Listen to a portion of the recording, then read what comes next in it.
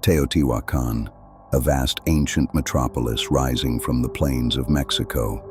A city built with purpose, power, and a scale that still defies explanation.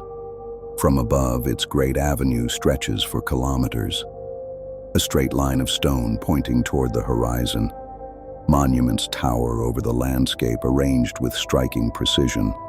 At its height, this was one of the largest cities on Earth, rivaling the great capitals of the ancient world. Yet its builders left no written account of who they were, no names of kings, no royal inscriptions, no carved histories to guide us. When the Aztecs arrived more than 1,000 years later, they found only ruins, silent, abandoned, and overwhelming. To them, no human society could have raised these pyramids. So they gave it a name worthy of its power, the City of the Gods. But the mystery goes deeper than its size. Teotihuacan was shaped according to a plan, a design that reveals knowledge far beyond simple city building.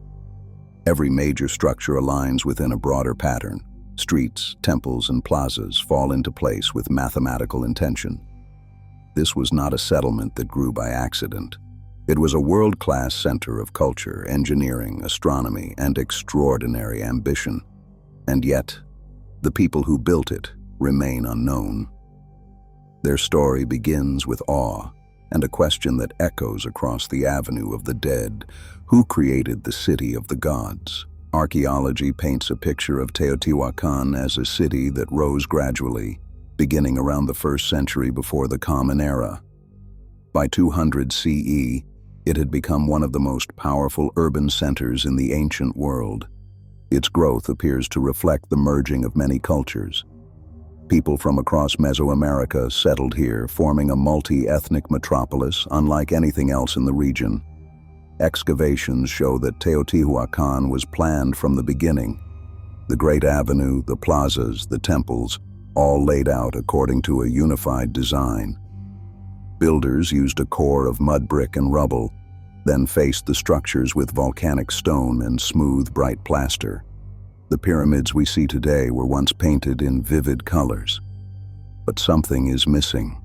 For a city of this scale, there is no palace we can confidently identify. No carved portraits of rulers, no royal tombs. Some researchers believe leadership may have been shared, a council, a priesthood, or a collective government. Whatever the system was, it left almost no trace of individual power. Even so, the society behind Teotihuacan was clearly organized. It mobilized vast labor forces, coordinated huge building projects, and maintained long-distance trade networks, especially in obsidian. The mainstream view is simple.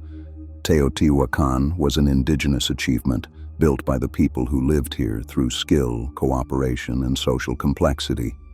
Yet even this grounded explanation leaves questions unresolved. Because the deeper we explore its design, the more this city begins to reveal patterns far beyond ordinary urban planning. Teotihuacan wasn't only engineered on the ground, it was aligned with the sky. The entire city turns slightly off true north, by exactly 15.5 degrees. This wasn't an accident. Every major structure follows that same orientation, from the Great Avenue to the pyramids themselves. At this latitude, that angle connects the city to key moments in the solar year. Sunset positions, zenith passages, and seasonal markers all align with its design. But the sky played an even deeper role here. For Mesoamerican cultures, the rising of the Pleiades signaled renewal. And at Teotihuacan, this star cluster appears along the city's orientation during important times of the year. Beneath these alignments lies a repeating mathematical system. Many distances across the city are built on a base unit linked to the 260-day sacred calendar. This wasn't just architecture.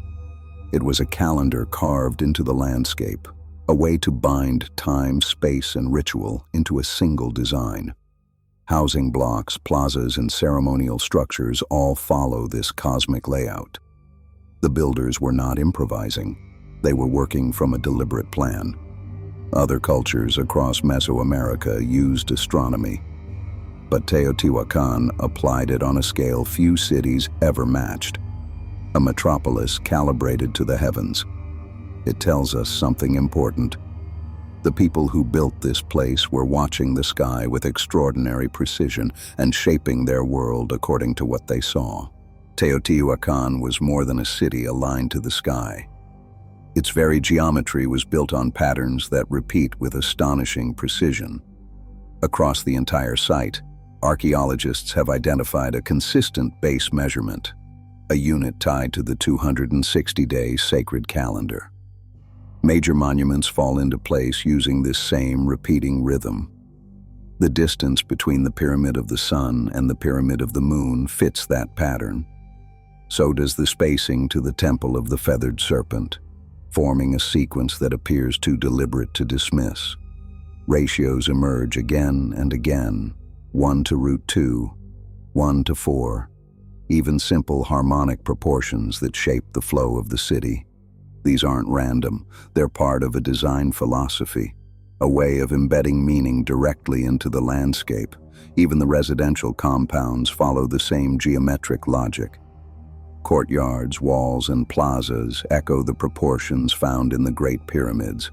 This level of consistency suggests long-term planning, not just centuries of expansion. Someone designed Teotihuacan with a mathematical vision. Other ancient cultures encoded calendars and celestial cycles into their buildings. But here, the scale is different. An entire metropolis constructed as a geometric statement, and without a single written record to explain these choices, we're left to read the intentions from the stones themselves. A city speaking through ratios, patterns, and purpose. The deeper the geometry goes, the clearer it becomes. Teotihuacan was built on knowledge we still don't fully understand. Teotihuacan wasn't only a masterpiece of geometry and astronomy, it was a center of engineering that operated with remarkable precision. Beneath the city, archaeologists have uncovered sophisticated water systems, canals, drains, and channels designed to control the movement of water across the landscape. Some areas show signs of deliberate flooding.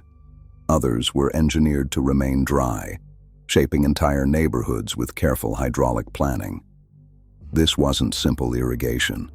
It was environmental design, the kind of coordinated work that requires knowledge, leadership, and long-term vision.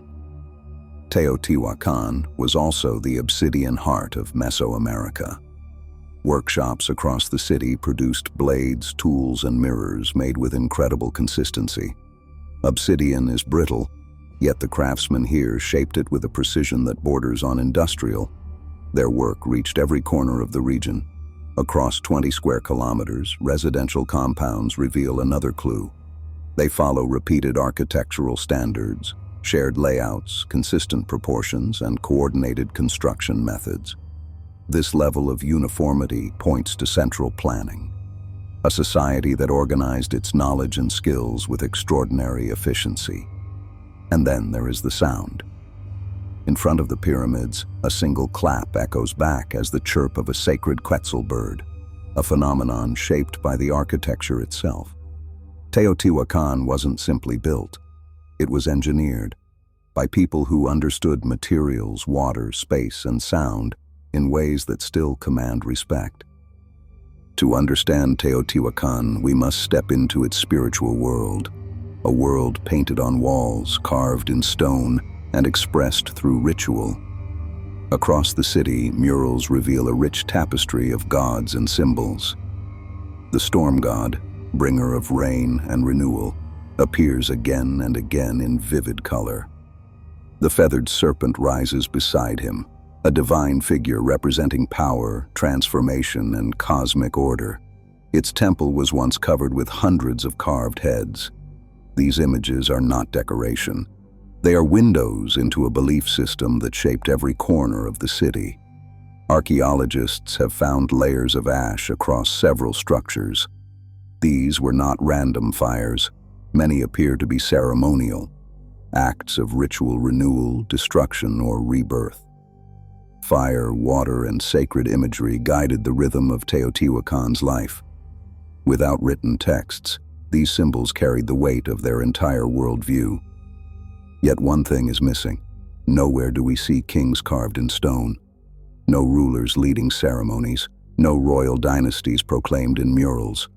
Power here seems to have flowed through priests, warriors, and communal ritual, not through a single monarch or royal family. The city's vast plazas and courtyards were designed for gatherings, for chanting, dancing, offerings, and processions. Even the acoustics of the pyramids enhanced these moments.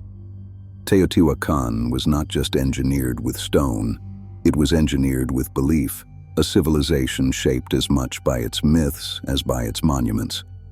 Teotihuacan was once home to more than 100,000 people, a population rivaling the greatest cities of the ancient world.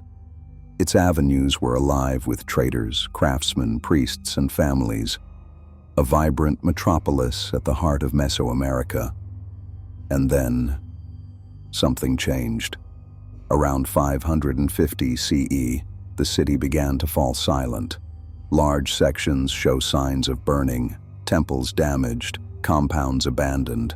But there is no clear evidence of invasion, no signs of a conquering army. The collapse appears sudden and strangely deliberate, as if something within the city shifted, leaving ruin in its wake. Excavations reveal that many of its monuments were rebuilt multiple times.